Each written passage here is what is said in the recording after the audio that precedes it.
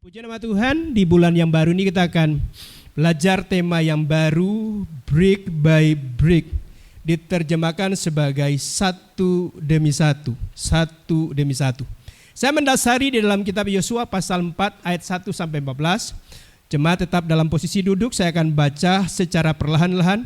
Kemudian jemaat sekalian boleh mendengar menyimaknya dengan baik. Setelah seluruh bangsa itu selesai menyeberang sungai Yordan, berfirmanlah Tuhan kepada Yosua demikian, pilihlah dari bangsa itu 12 orang, seorang dari tiap-tiap suku, dan perintahkanlah kepada mereka demikian, angkatlah 12 batu dari sini, dari tengah-tengah sungai Yordan. Sungai Yordan ini, dari tempat berjejak kaki para imam itu, bawalah semuanya itu ke seberang, dan letakkanlah di tempat kamu akan bermalam nanti malam. Ayat 4.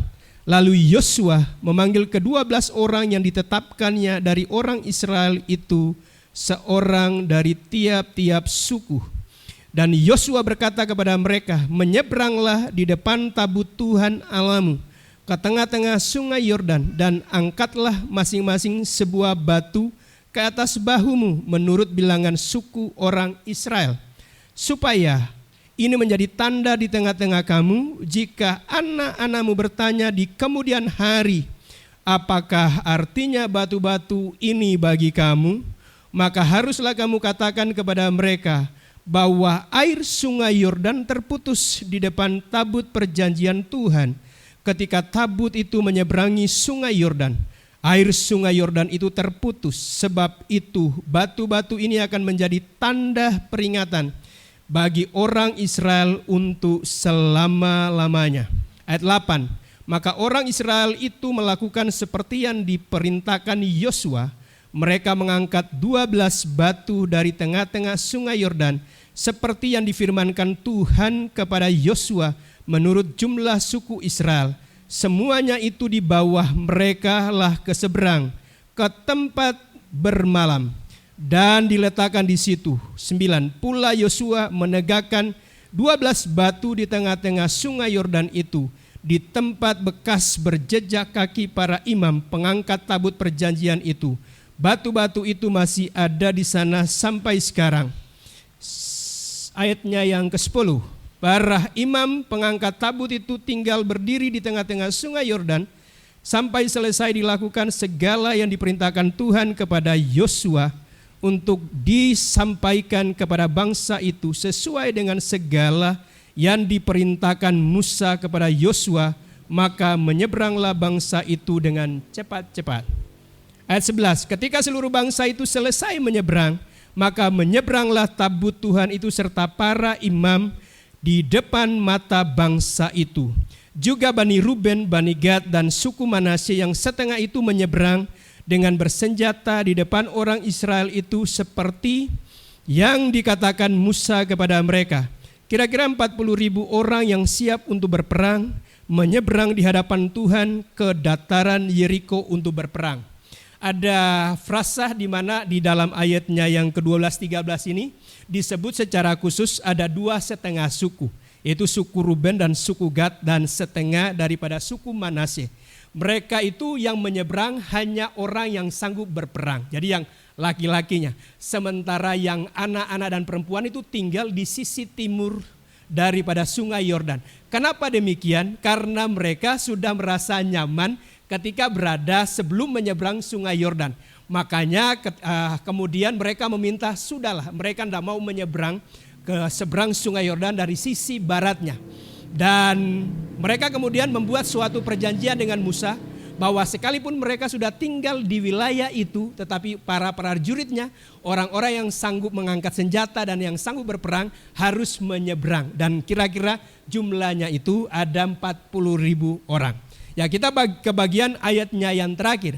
Pada waktu itulah Tuhan membesarkan nama Yosua di mata seluruh orang Israel, sehingga mereka takut kepadanya seperti mereka takut kepada Musa seumur hidupnya. Nah, kita akan belajar beberapa hal yang penting yang kemudian kita bisa aplikasikan, terapkan di dalam kehidupan kita saat ini. Hal yang pertama adalah bahwa pada bulan yang lalu kita sudah belajar bersama bagaimana Tuhan melakukan perkara yang ajaib, perkara yang luar biasa. Ketika bangsa itu menyeberang, ya, saat tabutnya menjejakkan kaki daripada para imam itu di Sungai Yordan, maka kemudian menjadi sebuah bendungan.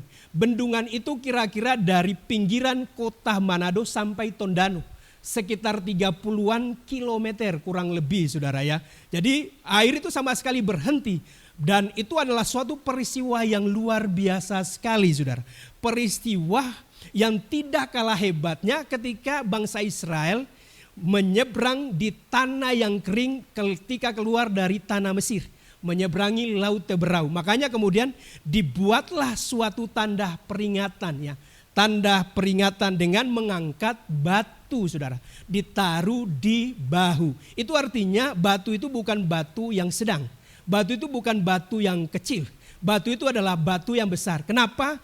Karena keterangan di sini diletakkan di atas bahu. Masing-masing 12 batu, ya, menurut bilangan daripada orang Israel. Sebagai apa? Sebagai tanda peringatan. Kelak nanti generasi selanjutnya, ketika mereka bertanya apa artinya batu-batu yang tersusun ini, maka mereka harus berkata bahwa air Sungai Yordan terputus ketika para imam masuk, ya, menjejakkan kakinya.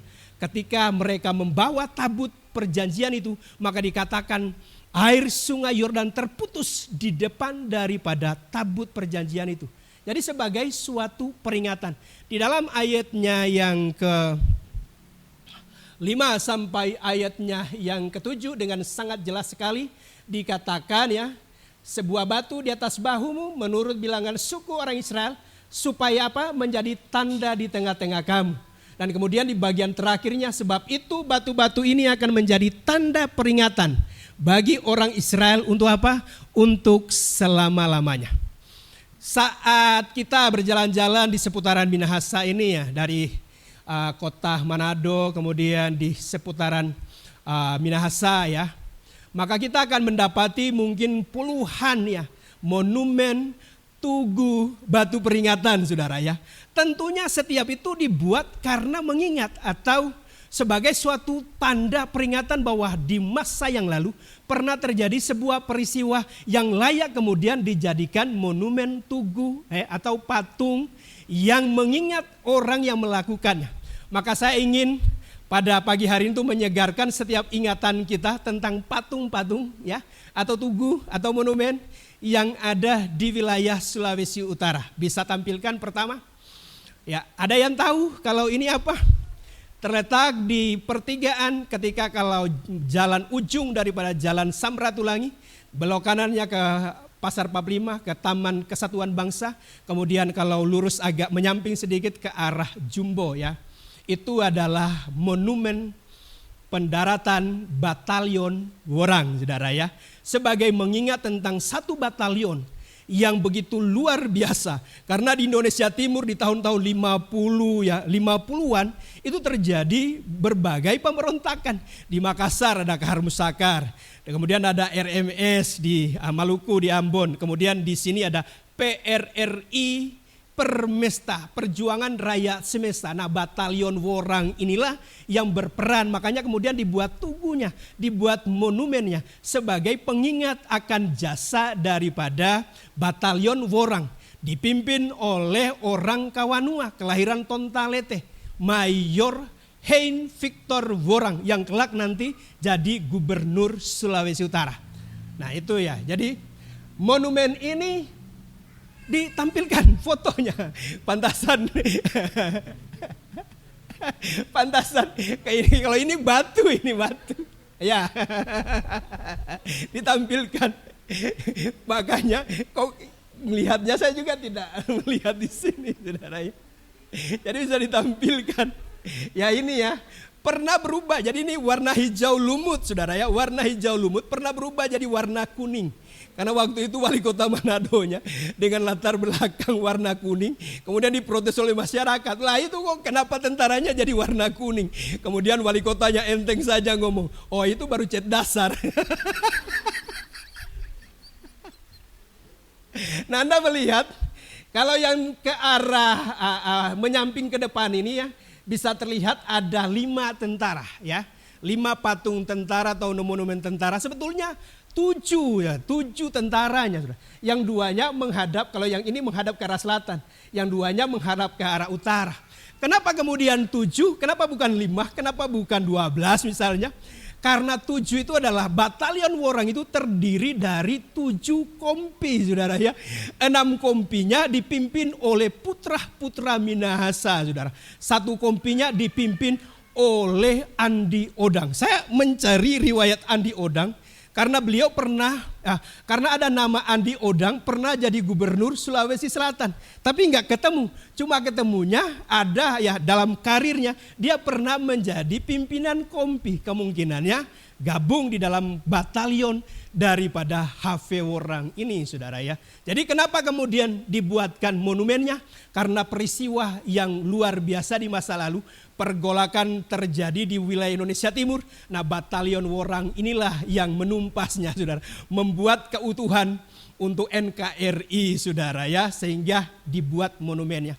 Saya ingin lagi untuk menyegarkan setiap pikiran kita, bisa dibuka untuk patung berikut ini. Ada yang tahu? Boleh angkat tangan? Ya, Bila aja yang tahu. Ada yang tahu? Saya mau beritahu bahwa patungnya itu ya, kalau sudah dari perjalanan melewati Kiawa, kemudian ada gua-gua Jepang, masuk ke wilayah Kawangkoan, maka sebelum SPBU itu ya, ada di situ rumah ya, rumah panggung yang kemudian dicat putih, di depannya ada kamera yang besar sekali, kemudian di atasnya berdiri 2 orang. Itu adalah kakak beradik Mendur, yang tua adalah Alex, yang mudanya adalah Franz. Kenapa kemudian dibuatkan patungnya? Dan ini tidak tanggung-tanggung diresmikan oleh Presiden SBY tahun 2013 pada peristiwa Hari Pers Nasional. Karena kontribusi mereka berdua ini, kakak beradik ini, mereka adalah wartawan. Dan mereka mengetahui bahwa di Pegangsaan Timur nomor 56 akan ada peristiwa yang penting. Maka kemudian mereka berdua menempuh perjalanan yang berbeda. Merangsek ke Jalan Pegangsaan Timur pada 17 Agustus 1945 untuk mengabadikan momen itu. Dan Franz bersama dengan kakaknya Alex kemudian membidik dengan sisa 3 foto, saudara ya. 3 yang bagian terakhirnya. Jadi kalau dahulu kan ada foto itu terbatas 12 kali ya. Kemudian ada bonusnya. Masih ingat ya, ada 24 kali, ada 36 kali. Kalau mungkin sekarang pakai HP ya sudah dibuatkan video aja, saudara ya. Tapi dari sisa foto terakhir dan wartawan yang hadir hanya mereka berdua. Kemudian akhirnya dibidiklah, Franz membidik momen di mana Soekarno membacakan teks proklamasi. Kemudian dia juga ambil pada saat pengibaran bendera dan orang yang peserta daripada upacara. Ketika mereka selesai acara itu, mereka sebetulnya sudah dari jam 5, tapi karena Soekarno-nya sakit, jam 9 dikasih obat, kemudian bisa mendingan sedikit, baru dibacakan jam 10. Begitu peristiwanya. Dan kemudian berdua ini mengambil fotonya. Tapi malang bagi Alex, dia ditangkap oleh Jepang, sudah tentara Jepang, dan kemudian dirampas kameranya. Nah, yang adiknya Franz ini bisa lolos, dan kemudian dia sembunyikan, dia kubur itu, yang negatif filmnya, dan kemudian nanti diambil 6 bulan kemudian, dan masih bisa dicuci, saudara. Makanya kemudian peristiwa proklamasi itu sendiri diberitakan tanggal 18-nya, tanpa ada fotonya. Fotonya itu nanti 6 bulan berikutnya, saudara. Jadi sesuatu hal yang kemudian kalau kita melihat gambar ada Soekarno, ada teks proklamasi, itu adalah jasa dari Franz Mendur. Sehingga perlu dibuatkan patungnya. Kemudian yang terakhir, kebangkitan kalau yang terakhir ini, saudara. Karena saat pemilu ini begitu diberitakan sekali. Karena orang yang mengklaimnya bahwa dialah yang membuatnya. Padahal ini dipersembahkan oleh putra Langoan, saudara ya. Yang kemudian jadi presiden terpilih. Jadi patung dari tembaga, saudara ya. Sambil memegang Alkitab di sebelah kiri. Dan kemudian dalam posisi seperti memberkati. Beliau ini adalah Johann Gottlieb Schwarz, saudara. Kelahiran 21 April 1800 di Jerman. putra Jerman yang di usia 30 ya, mungkin masih usia muda, kemudian membaktikan dirinya, memperlengkapi dirinya, kemudian datang ke Manado menempuh perjalanan di tahun 1830 itu bisa bayangkan perjalanan Manado ke Langoan. Di awal-awalnya dia menghadapi situasi yang sulit karena para ahli furu, saudara, nggak mau menerima, menolak, makanya kemudian dia pindah ke arah Kakas, saudara ya. Tapi yang luar biasa kemudian yang para ahli furu itu hidupnya diubahkan dan kebenaran firman disampaikan, maka Johann Gottlieb Schwarz bersama dengan Johann Friedrich Riedel, mereka berdualah yang mentransformasi Minahasa, saudara. Sehingga kemudian diabadikan melalui monumen daripada Schwarz tepat di depan gereja sentrum yang diberi nama juga sesuai dengan nama beliau. Masih banyak sebetulnya monumen, patung, tugu yang lain, tapi nanti akan selesai, tidak akan pernah selesai kalau saya bahas, saudara. Saya sebetulnya sudah membuat daftar yang panjang sekali, saudara, tapi kita akan menghabiskan waktu demikian banyak. Sebetulnya intinya adalah bahwa peristiwa di masa lalu bisa saja kemudian diperingati. Tapi saya mau beritahu sebetulnya peringatan itu tidak hanya kemudian menyusun batu, ya, tidak hanya membuat patung, tidak hanya membuat monumen, atau tidak hanya kemudian membuat sesuatu yang kemudian bisa nampak. Kita boleh melihat di dalam ayat berikut ini, saudara, untuk mengingat sesuatu bahwa tanda peringatan tidak hanya berupa monumen. Kita lihat Yesus sendiri yang berkata seperti ini, ya, di dalam Lukas 22 ayat 19. Lalu ia mengambil roti, mengucap syukur, memecah-mecahkannya dan memberikannya kepada mereka, katanya, inilah tubuhku yang diserahkan bagi kamu. Perbuatlah ini menjadi apa, saudara? Peringatan akan aku. Jadi kalau setiap bulan atau di momen ketika ada Jumat Agung, ada peringatan kenaikan saat kita mengambil roti, saudara ya. Ya. Ini benar-benar adalah tubuh daripada Tuhan dan mengambil cawan. Maka itu yang kita lakukan adalah sebagai peringatan akan Yesus. Akan apa? Pengorbanan. Akan apa? Pernyataan keadilan bahwa dosa itu harus dihukum. Tetapi dosa itu diambil, ditimpakan kepadanya. Saudara ya, dosa kita itu ditanggungkan kepadanya. Dan itu juga sebagai pernyataan bahwa Yesus itu mengasihi kita, saudara. Dengan kasih yang begitu besar, saudara. Karena dia mau untuk mengosongkan dirinya, datang ke dunia, rela untuk mati bagi setiap kita. Itu adalah suatu tanda keadilan dan kasih Tuhan. Makanya setiap kali kita mengambil perjamuan, kita harus melihat, saudara, bahwa Tuhan adalah Tuhan yang sangat mengasihi kita. Amin, saudara. Jadi tidak selalu dalam bentuk monumen, tapi saat kita melakukan perjamuan kudus, itu juga menjadi suatu peringatan akan karya daripada Yesus Kristus. Pernyataan akan cinta kasihnya yang begitu besar kepada setiap kita, dan juga berbicara tentang keadilannya bahwa dosa itu harus dihukum. Tapi hukuman itu ditimpakan kepadanya. Kalau kemudian kita bisa lihat berikut ini, tanda itu ternyata bukan hanya berupa patung monumen. Tapi kalau lihat berikut ini, ada yang bisa menceritakan peristiwa ini terjadi bulan Mei 2022. Ini momen yang sangat penting sekali, ya. Kalau kemudian Paula bertanya, ini apa ini? Karena dia juga ada di situ, masih kecil, saudara ya. Baru 3 tahun lebih. Ya, ini adalah Wakil Sekretaris Umum IFJ melakukan peletakan batu pertama. Pastor Evan Chandra, sebelah kirinya adalah Bapak Holdi Joha, ya, yang adalah Ketua Panitia Pembangunan, didampingi oleh Vice President Pastor Marta, Pastor Abraham. Dan ini adalah momen yang penting. Karena apa? Melakukan peletakan batu pertama untuk pembangunan House of Worship yang permanen. Yang kita bisa lihat progresnya sampai dengan posisi yang di sebelah kiri ini, ya, luar biasa. Doakan nanti di bulan September di awal saat 25 tahun IFJ kita akan melakukan grand openingnya. Amin, saudara. Boleh beri tepuk tangan untuk kemuliaan nama Tuhan. Dan Tuhan bekerja luar biasa. Pada hari Senin yang lalu, saudara ya, dibuat laporan dan dana yang tersisa 4 jutaan. Itu artinya dalam seminggu ini ya sudah selesai, saudara, untuk penggunaan dananya. Dan kemudian pada hari Jumat, hari Jumat, saya di WA oleh Sekum, saudara. Dan kemudian bertanya bagaimana progresnya, ya, bagaimana bagaimana dan bertanya kapan ini mau selesai. Dan saya beritahu begini, ada 2 opsi Pastor. Yang pertama, kalau tidak ada dana ya berarti akan dihentikan dan gedung tetap akan kita gunakan karena sudah ada aliran listriknya. Opsi yang kedua, kalau terjadi mujizat ada dana berarti boleh dilanjutkan, rampung sampai dengan selesai, dan nanti grand openingnya pada minggu pertama atau kedua September pas momen 25 tahun IFJ. Setelah itu kemudian ada pesan dari beliau yang masuk, saya buka. Lanjutkan aja Pastor pembangunannya, DPP akan mengirim dana kembali. Boleh beri tepuk tangan untuk Tuhan. Meyakini bahwa pembangunan itu akan selesai, ya, indah pada waktunya. Kemudian hal yang berikutnya, mari kita akan lihat bahwa membangun, menyusun batu itu fokusnya bukan tentang manusia. Fokusnya bukan tentang Yosua atau orang Israel, tapi fokusnya tentang Tuhan. Mari buka ayatnya ya, di dalam ayatnya yang ke-7 dikatakan seperti ini.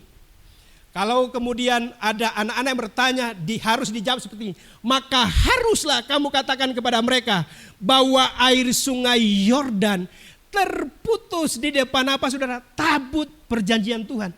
Jadi orientasinya bukan kebanggaan oleh karena manusia, karena kaki daripada para imam yang sambil memikul tabut perjanjian itu dijejakkan di dalam sungai Yordan kemudian terhenti.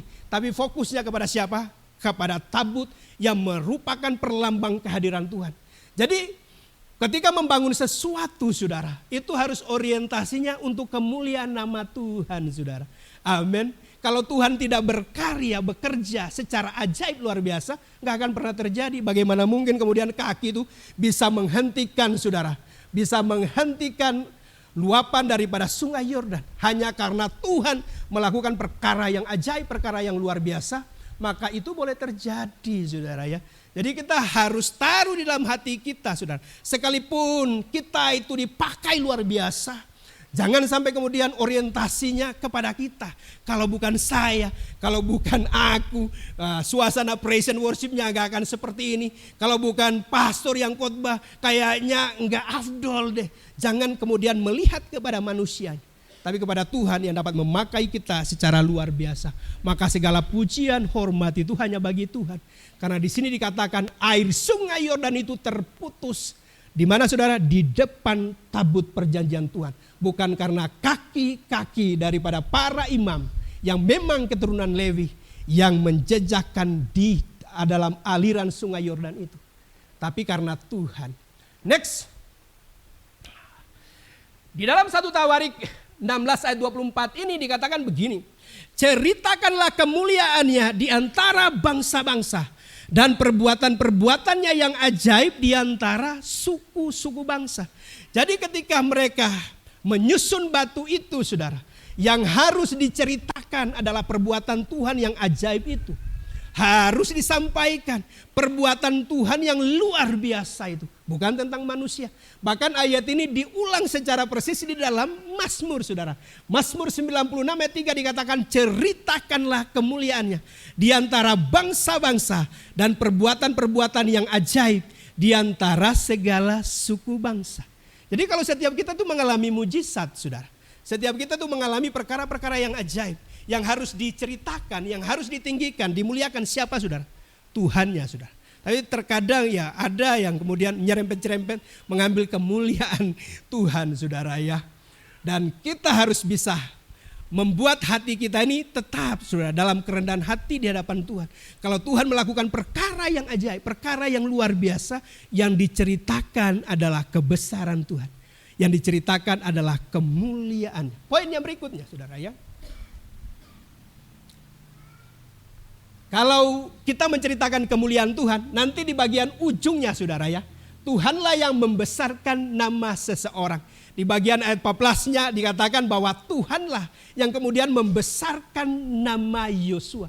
Jadi peninggian itu harus datangnya dari Tuhan, bukan kita yang meninggikan diri, saudara. Amin, saudara. Kalau kita yang meninggikan diri, maka kita akan masuk di dalam rumus seperti ini. Kalau kita meninggikan diri, akan direndahkan, saudara. Tapi kalau kita merendahkan diri di tangan Tuhan yang luar biasa, Dia akan meninggikan pada waktunya. Amin, saudara. Pada waktu itulah Tuhan membesarkan nama Yosua di mata seluruh orang Israel, sehingga mereka takut kepadanya seperti mereka takut kepada Musa seumur hidup mereka. Mari kita lihat untuk hal yang berikutnya, saudara. Hal yang berikutnya, kenapa kemudian perlu diceritakan kepada generasi yang berikutnya? Karena ada unsur untuk mewariskan iman, saudara ya.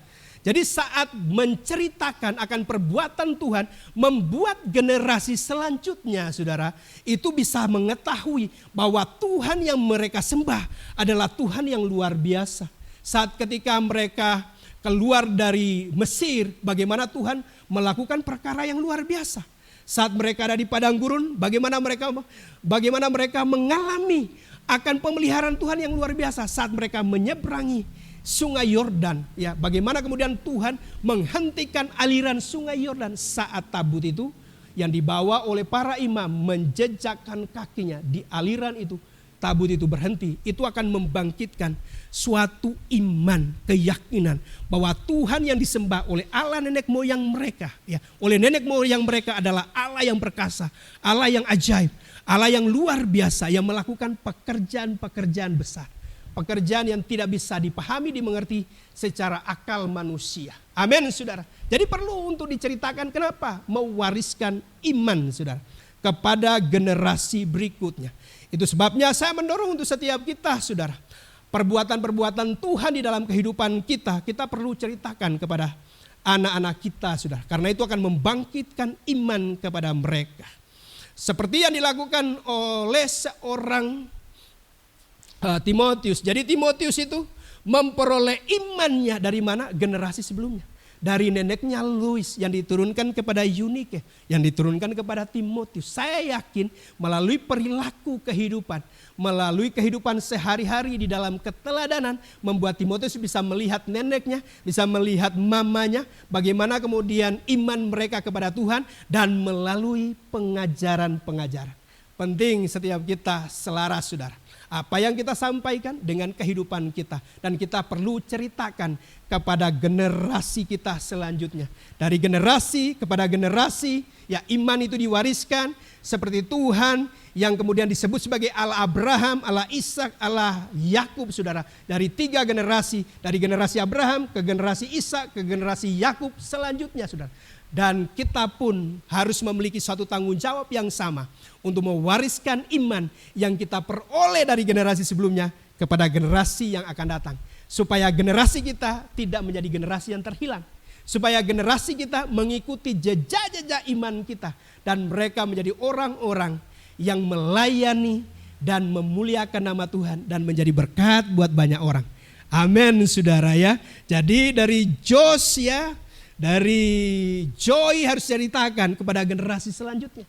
Telah menerima warisan dari Opalai, ya, dari Papa, saudara ya, dari Papa Edwin. Kemudian hidup di dalam iman itu harus ceritakan nanti kepada anak-anak, saudara ya, sampai kepada cucu generasi berikutnya, saudara. Supaya Tuhan dipermuliakan dari generasi kepada generasi, saudara. Amin.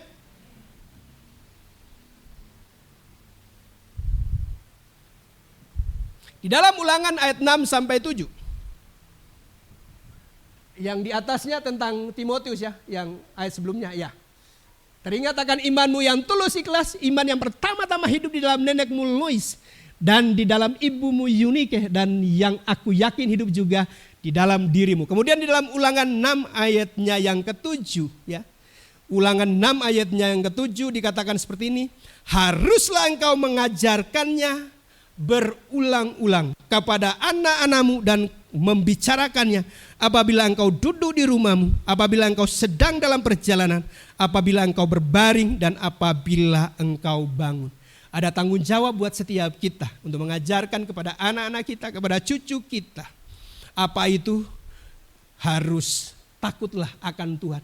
Tuhan itu esa, ya. Percayalah kepada Tuhan dengan segenap hatimu, segenap jiwamu, dan segenap kekuatan. Itu yang harus diajarkan. Itu yang harus diceritakan tentang perbuatan-perbuatan Tuhan yang luar biasa. Kemudian poin yang terakhir. Saya mau menekankan di bagian ini supaya setiap kita kemudian bisa mengambil hal yang paling penting. Kita membangun movement, bukan monumen.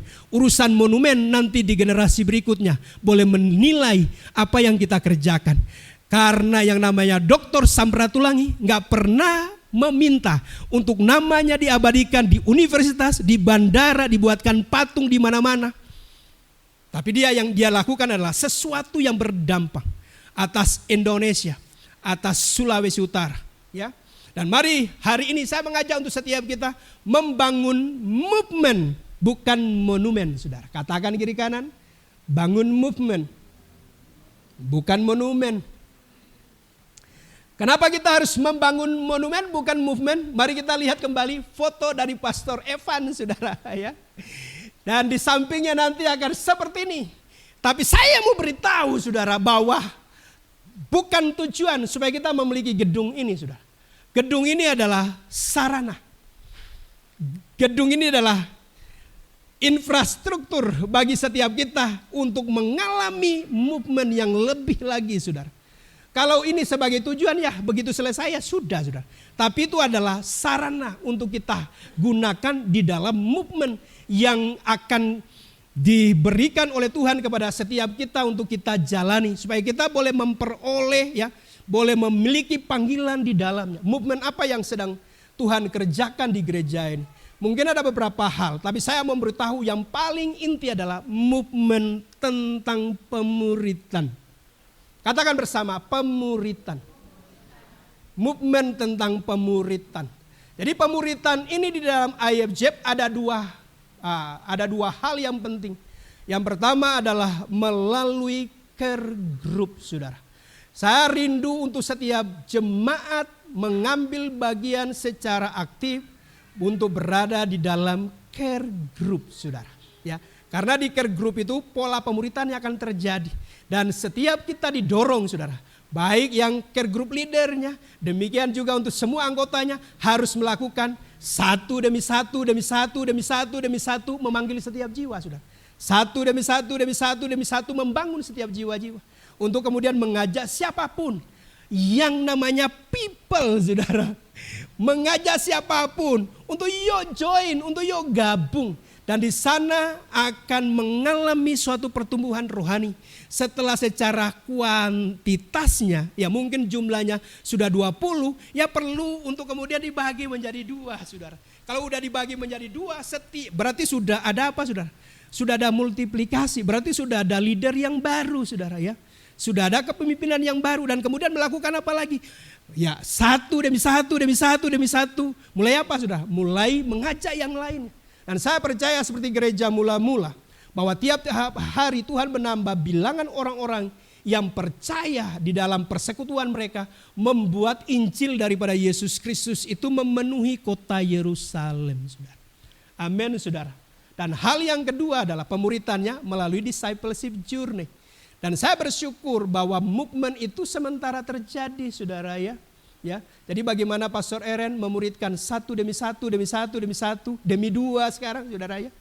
Kemudian Ibu Tine memuridkan 2 sekarang, saudara, ya. Kemudian ada Olive, saudara, ya. Ada Ruth yang memuridkan satu demi satu, demi satu, demi satu. Saya mengajak untuk setiap kita, saudara, ya. Kalau belum bisa melakukan pemuritan, ya harus dimuridkan terlebih dahulu. Kita punya materi yang sangat bagus sekali. Come, grow, serve, lead. Come, grow, serve, lead. Come, grow, serve, lead. Untuk kemudian membuat setiap kita bisa memahami tentang fondasi dasar daripada doktrin IFGF, ya. Tentang keselamatan, tentang transformasi hidup, tentang baptisan, tentang Roh Kudus, ya. Kemudian diajak untuk memahami seperti apa budaya IFGF melalui materi grow. Dan saya merindukan untuk semua kita bergerak di dalam movement ini, saudara. Amin, saudara. Dalam movement pemuritan. Kenapa itu penting? Saya ingin ceritakan di bagian akhir, bisa ditampilkan gambarnya. Ini adalah gambar daripada Telemakus dan mentor. Saya mau cerita. Seorang yang bernama Homer, dia menulis tentang seorang raja bernama Odysseus. Odysseus ini pergi berperang di dalam peperangan Troya. Dan kemudian dia meninggalkan anaknya yang masih muda namanya Telemakus. Dan dia dititipkan kepada seorang yang bernama mentor. dan diberikan tanggung jawab supaya ya mentor ini harus mengajarkan tentang kebijaksanaan, mengajarkan tentang hikmat, supaya Telemakus ini menjadi pribadi yang bijaksana, saudara. 2000 tahun kemudian, seorang teolog berkebangsaan Prancis, saudara, membuat sebuah novel tentang kisah Telemakus ini dalam judul Telemaque, saudara ya. Tetapi yang dia sorot lebih kuat bukan tentang Telemakusnya, tapi tentang mentornya. Dan kemudian bagaimana mentor ini, saudara ya, mengajarkan tentang kebijaksanaan. Maka lama-kelamaan istilah mentor itu dipakai untuk orang yang memberikan motivasi, memberikan inspirasi, menjadi guru yang baik, menegur ya, dan kemudian mengajarkan tentang hikmat kebijaksanaan. Jadi kalau kemudian seseorang dikatakan yuk menjadikan Pastor Eren mentor, ya karena ada orang yang bernama mentor ini, saudara, mementoring Telemakus, saudara, sehingga menjadi pribadi yang bijaksana. Jadi setiap kita perlu untuk dimentor dan mementoring orang atau memuridkan orang. 2000 tahun yang lalu, Tuhan Yesus ketika setelah dia bangkit, 40 hari dia menyatakan bahwa dia hidup. Dan momen ketika dia terangkat, dia memberikan suatu perintahnya kepada kita. Jadikanlah semua bangsa muridku. Kalau kita belum memuridkan, ya harus dimuridkan terlebih dahulu. Karena Tuhan Yesus itu sudah memberikan keteladanan. Dia memuridkan Petrus dan juga 11 orang yang lain. Kemudian Petrus memuridkan Barnabas, Barnabas memuridkan Paulus, Paulus memuridkan Titus, Filemon, dan Timotius. Begitu seterusnya. Sampai kemudian melakukannya satu demi satu, demi satu, demi satu, demi satu. Setiap kita harus bergerak di dalam movement ini, saudara. Yang belum join dengan care group, boleh join dengan care group. Yang belum di mentoring, yang belum dimuridkan, yang belum mengikuti Come Grow Serve Lead, ya bisa kemudian beritahu, beri info kepada saya, kepada Pastor Eren. Untuk kemudian nanti ya bisa di-mentoring. Yang sudah melakukan langkah ini, ya harus perlu untuk memuridkan. Amin, sudah. Mementoring orang untuk jalan baik, untuk mengajarkan tentang apa. Karena perintah itu adalah amanat daripada Tuhan, saudara. Yang tentunya saat dia berpisah itu adalah suatu amanat yang penting sekali. Saya berdoa demi anugerah Tuhan, kita bergerak di dalam movement ini. Nanti orang bisa menilai layak enggak Pastor Eren dibuatkan monumennya di Paleloan. Nah, itu tinggal generasi selanjutnya, saudara. Mungkin puluhan atau ratusan tahun setelahnya ada monumen Aaron Scott Meyer, saudara. Amin, saudara. Soal monumen urusan generasi berikutnya, saudara. Tapi hari ini setiap kita harus bergerak di dalam movement. Amin, saudara. Di dalam sebuah kegerakan. Dan kita harus bisa mengambil ini sebagai suatu apa? Panggilan bagi kita semua. Untuk kita itu dimuridkan dan memuridkan. Untuk menjawab panggilan daripada Tuhan. Pergilah, jadikanlah semua bangsa muridku. Baptislah mereka dalam nama Bapa, Anak, dan Roh Kudus. Ajarkanlah mereka untuk melakukan segala sesuatu yang kuperintahkan kepadamu. Dan ketahuilah, aku akan menyertai engkau sampai akhir zaman. Jadi saya mau challenge semua kita, saudara. Mau tantang semua kita ini untuk apa? Masuk di dalam movement ini. Biar kiranya kita melakukannya satu demi satu, demi satu, demi satu, demi satu. Maka kita akan melihat kegerakan ini boleh terjadi atas kota Tondano, Sulawesi Utara, sampai kepada bangsa-bangsa. Mari kita persiapkan kehidupan kita untuk bersatu dengan tubuh dan darah daripada Tuhan. Dan mengingat akan kematian